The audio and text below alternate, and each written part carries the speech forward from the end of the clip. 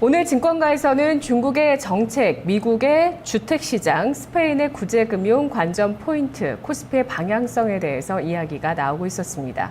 10월 중국은 정치적인 이벤트가 중요하다고 하는데요. 당대표 회의 날짜가 아직 미정입니다. 이것이 아직은 불확실성이 있고 또 정책의 방향성, 관건입니다. 정치적인 과도기 국면에서의 불확실성은 있지만 경기와 증시 급락을 방어하려는 제한적인 시도는 계속해서 나타날 것으로 예상을 하고 있는데요.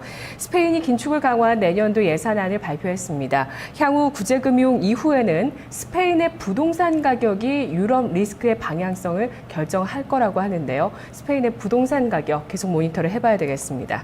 전략은 중형주가 과열되면서 밸류에이션 매력이 높은 대형주 쪽에 주목을 해야 된다면서 실적 시즌 전후로 실적 전망을 잘 챙겨보고 또 이것에 따른 차별화 장세에 대응을 해야 된다고 전하고 있는데요. 6월 이후에 실적 전망이 상향되고 있는 쪽은 운수창고, 자동차, 의약품 쪽이고요. 운수창고와 자동차는 가격 매력까지 있다고 합니다. 하지만 자동차 쪽은 또 3분기 실적이 예상치에 못 미칠 수도 있다라는 시각도 있기 때문에 언제 이슈 나우에서 한번 3분기 실적 시즌 전망치, 증권사의 컨센서스를 다 모아봐야 될 것 같습니다. 투자 전략 나와보겠습니다. 박승용 전문가입니다.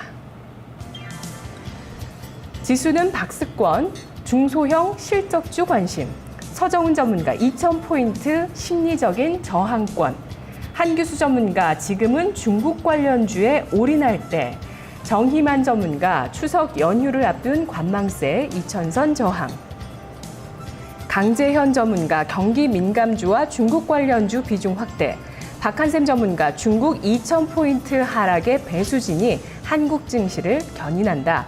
금산 전문가 21선 지지력을 확인했다. 중국 증시 관심 가지자. 이재호 전문가 이번 주 양봉 마감이면 다음 주 추가 상승. 중국 증시와 증시에서의 중국 관련주에 대한 관심이 높습니다. 그리고 실적에 대한 이야기도 빼놓지 않고 있는데요. 오늘은 박한샘 전문가, 서정훈 전문가 두 분을 연결하겠습니다. 먼저 박한샘 전문가입니다. 전문가님 안녕하세요. 네, 안녕하세요. 반갑습니다. 네, 어제 중국 증시가 2,000선 초반에서 급 반등을 보여줬습니다. 이것이 우리 증시를 견인한다라고 보셨는데요. 그 견인하는 영향력이 좀 더 길어질 수 있을까요? 하루짜리에 그칠까요? 네, 이제 중국 증시가 전날 2,000포인트를 한번 살짝 깼어요. 어제 말고 그 전날 장대 음봉이 나가면서 2,000포인트 살짝 깼다가 2,000포인트 위로 겨우 턱걸이를 마감이 됐습니다. 그런데 이제 어제 그리고 나서 급등이 나왔는데 보통 이렇게 이제 심리적으로 이것을 우리나라 종합주가지수로 환산해 볼게요. 그러니까 서브프라임 때 중국이 1,664포인트를 찍었습니다. 네. 우리나라 종합주가지수가 892포인트를 찍은 때 서브프라임 이후에 그런 다음에 이제 우리나라는 여기서부터 올라와서 이제 2,000까지 올라왔고 중국은 지금 계속 이 정체 상태인데 네. 그걸 한국 지수로 환산하면 1,100포인트입니다. 결국에는 중국이 이렇게 이제 바닥권대에서 지금 첫 번째 양봉이 나온 거기 때문에 그러니까 상징적인 2,000이라는 그 가격 표상에서 봤을 때 이런 경우에는 쉽게 무너지지가 않습니다. 즉 무슨 얘기냐면 국제적으로 이제 하방으로 공격하는 공매도 세력이라든가 중국 증시의 선물 매도 세력이라든가 이렇게 공략하는 큰 돈들이라 할지라도 네. 중국 정부 자체가 명절 전후까지 일단 2,000포인트에 대한 심리적인 지지선을 만들어 놓을 가능성이 높단 말이에요. 그래서 옆으로 누우면 누웠지 쉽게 깨졌다가 다시 올라오고 깨졌다가 다시 올라오고 이런 현상이 계속 나오는 겁니다. 더군다나 세계 최고 지금 그 달러 보유국, 외환 보유국이 중국 자체지 않습니까? 그 남는 돈들 갖다가 이렇게 이제 경기 부양을 할 수 있기 때문에. 네. 그래서 일단은 그런 어떤 심리적인 지지선이 어제장에 있어서 외국인들의 선물 매수세를 불러일으켰고, 결국에는 우리나라 국민연금이라든가 우체국자금의 어떤 선물을 프로그램 매수 세력들까지 불러일으키는 현상이 나왔어요. 그렇기 때문에 이제 그런 부분들에 있어서 좀 긍정적인 요인이 있다라고 보면 되겠습니다. 네, 중국 증시가 횡보를 하게 된다면 그러면 우리 증시에 미치는 영향력은 줄어드는 거 아닌가요? 그러니까 이제 그것은 예를 들어서 단기적인 시각에 봤을 때 가장 안 좋은 흐름으로 봤을 때 횡보 가능하다고 보여지는 거고요. 네. 중간에 계속 우위 쪽으로 한번 찔리는 현상이 나올 겁니다. 네, 그러면 전략 한번 세워보도록 할게요. 오늘 이미 뭐 고향 앞으로 하신 분들도 많이 계실 것 같습니다만 오늘 금요일장 증시를 바라보시는 분들은 어떤 기회가 있을까요? 전략은 어떻게 세울까요? 오늘은 이미 이제 매수자들한테는 기회는 기회는 지금은 없어요. 오후장 네. 늦게를 한번 바라보셔야 되겠고요. 아침에 저는 이제 우리 회원분들한테도 한번 말씀을 드렸습니다만, 아침에 오늘 종합주가 지수가 플러스 출발할 이유가 아무것도 없거든요. 근데 이제 어제 미국장이 올랐다는 이유만으로, 사실은 어제 한국 증시 선반영되었는데, 아침에 플러스 한 10포인트 출발했지 않습니까? 그 자리가 바로 매도 자리였죠. 오후장이나 돼서 한번, 윈도우 드레싱 효과를 겨냥해서, 네. 그런 파트에 포커스를 한번 맞춰본다면 화학주, 그리고 섬유 관련주도 좀 긍정적 시각에서 좀 봐야 되겠습니다. 그리고 이제 조금 더 범위를 넓혀본다면 낙폭과대 종목들이 지금 많이 있죠. 건설주라든가 이런 종목들. 거기에 오늘 장을 바라보기보다는 네. 다음 주 이제 화요일 날 우리나라 시장 오픈하잖아요. 네. 그렇다고 봤을 때 거기에 놓고 본다면 오늘 저녁 유럽 증시라든가 미국 증시 여전히 저는 좀 약간 긍정적으로 보고 있거든요. 단기 대응은 하고는 있지만 오후장 종가상에서 한번 베팅하는 전략. 그래서 포커스를 맞춘다면 화학주, 그 다음에 네.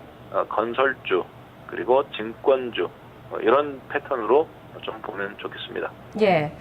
오늘은 전약 후강은 아니라고 보시는 것 같네요. 오후장에 매수할 기회를 준다라고 생각을 하시고요. 네. 그런데 이제 전강 후약으로 아침에 저는 한번 저기 우리 회원분들한테는 말씀드렸는데, 네네. 후약이 지금 이렇게 천천히 나오고 있지요.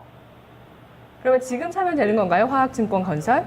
종가상에서 한번 베팅하는 게 좋아 보입니다. 올라갈 때요? 예, 장이 아니요, 올라갈 때? 종합주가지수 종가상에서 예, 예. 오늘 저녁 유럽 증시의 어떤 반등을 기대해 놓고 그렇게 좀 베팅하는 전략을 좀 말씀을 드릴게요. 왜냐하면 오늘이 이제 금요일인데다가 오후장에는 영향력들이 많이 감소될 걸로 보여져요. 실질적으로 시장에서 좀 관망 모드로 흘러갈 가능성이 높기 때문에 다만 지금 달러 유로 선물 있지 않습니까? 국제통화시장에서 플러스 0.5를 나타내고 있습니다. 유럽 증시가 그렇다면 조금 어제 반등이 미약하게 나왔는데 그 전날 많이 빠지고 기술적 반등이라도 한번 좀 가능한 시점이라고 판단됩니다. 그래서 다음 주 한국 증시 화요일 날을 네네. 겨냥하고 알겠습니다. 지수는 종가 베팅 전략 말씀드릴게요. 예, 고맙습니다. 네, 고맙습니다. 시청자 네. 오늘 종가에 화학과 건설 증권 쪽에 매수 관점이 가능하다고 보고 있습니다. 화요일장의 반등을 염두에 둔 전략 이쪽으로 얘기하고 있고요. 그리고 지수 코스피 2000포인트 선에서는 일부 차익 실현 쪽으로 관점을 가져가고 있는 박한샘 전문가였습니다. 이어서 서정훈 전문가입니다. 전문가님 안녕하세요. 네, 안녕하세요. 서정훈입니다. 네. 중국의 경기 부양이 일시적인 이벤트가 될 수 있다고 보시네요. 지준율 인하라든지 금리 인하 카드가 연휴나 10월에 나오더라도 이게 일시적일 거라고요? 이벤트로서는? 네. 네.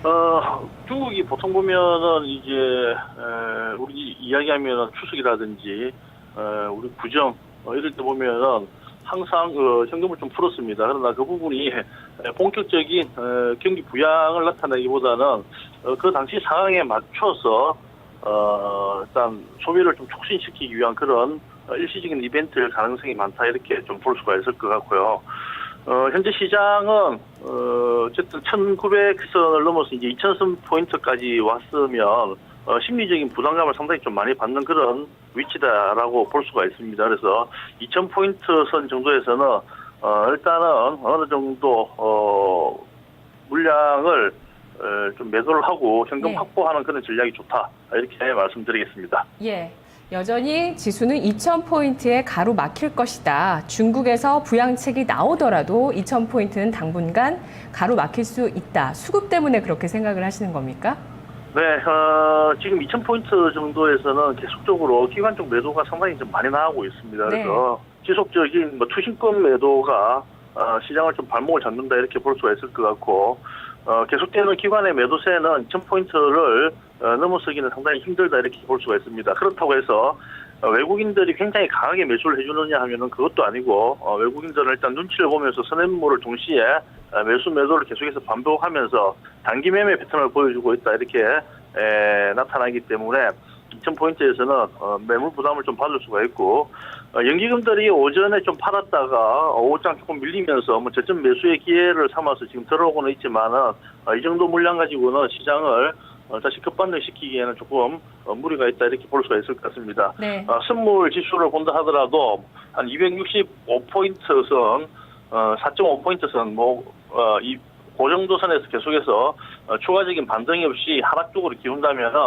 시장은 다시 한 번 더 하락을 한번 하고 기간 조정을 거쳐서 반등할 가능성이 많다 이렇게 볼 수 있습니다. 예, 투신권에서는 10거래일째 매물이 나오고 있고 매물이 차츰 둔화가 되긴 하지만 현재 200억 원대의 매물이 나타나고 있습니다. 그러면 오늘 장의 전략은 관망을 하시면서 2,000포인트가 윈도우 드레싱 효과로 오지 않는 이상은 차익 실현이나 매수 없이 관망을 하시겠네요. 네, 일단은 관망하는 게 좋다 이렇게 저는 네. 보여지고요. 꼭 매수를 한다면은 낙폭 과제주로서 일부 종목들을 매수를 해볼 수는 있겠지만은 일단 저는 관망을 하는 그런 분위기가 좋다 이렇게 말씀드리겠습니다. 네. 매수를 굳이 한다면은 저는 바닥권에서 지금 조금 움직일 만한 그런 건설주 이런 종목들이 오늘 매도 시점에 한번 들어올 수도 있겠지만은 예. 지수가 만약에 오후장에 반등 없이 계속해서 이렇게 밀려서 장대 연봉으로 끝나버린다면은 일단은 매수보다는 관망 쪽으로 저는 보자 이렇게 말씀드리고 네. 혹시라도 오후장에 윈도우 드레싱 효과가 나타나서 시장이 조금 반등을 주고 한다면은 일부 건설주들 조금 한번 분할 매수 측면에서 매수를 해볼 만하다 이렇게 말씀드립니다. 네, 알겠습니다. 전문가님 고맙습니다. 네, 감사합니다. 네, 서정훈 전문가는 중국의 경기 부양 모멘텀이 나오더라도 2,000포인트 돌파하는 힘이 되지는 못할 거라고 보고 있습니다. 기관의 매물을 염두에 두고 있는데요. 두 분 전문가, 오늘 연결했던 두 분 전문가 모두 오후장의 건설주에 좀 관심을 갖고 있는 모습이네요. 전반적으로 토마토TV 전문가들 중국 관련주의 비중 확대 또 2,000포인트의 저항에 대해서 이야기를 하고 있었습니다.